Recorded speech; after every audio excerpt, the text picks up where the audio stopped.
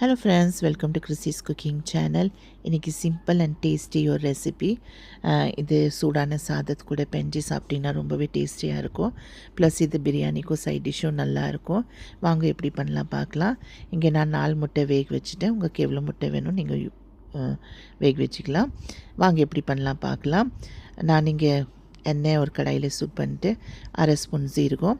இங்கே வெங்காயம் ஜாஸ்தி யூஸ் பண்ணியிருக்கிறேன். ஒரு 5 பெரிய வெங்காயம், 4 பூண்டு பல் சின்ன சின்ன இது பண்ணிவிட்டு வெங்காயம் மட்டும் நீளம் அரிஞ்சிருங்க. கருவேப்பிலை, காஞ்ச மிளகா ஒரு 3 போட்டு நல்லா ஃப்ரை பண்ணி விடுங்க. உப்பு 1 ஸ்பூனு. இங்கே நான் மிளகு பவுடரு 2 டேபிள் ஸ்பூன் எடுத்துருக்குறேன்.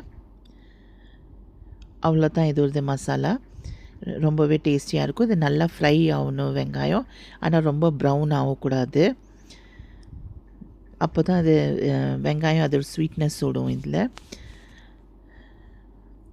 நல்லா ஃப்ரை பண்ணி கொடுங்க. நல்லா ஃப்ரை பண்ணிட்ட அப்புறம் இது முட்டை சேர்த்துருங்க.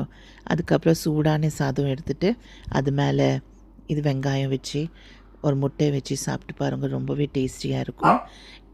இந்த ரெசிபி உங்களுக்கு பிடிச்சிச்சுன்னா லைக் பண்ணுங்கள், ஷேர் பண்ணுங்கள், சப்ஸ்கிரைப் பண்ணுங்கள். Thank you so much. Have a nice day.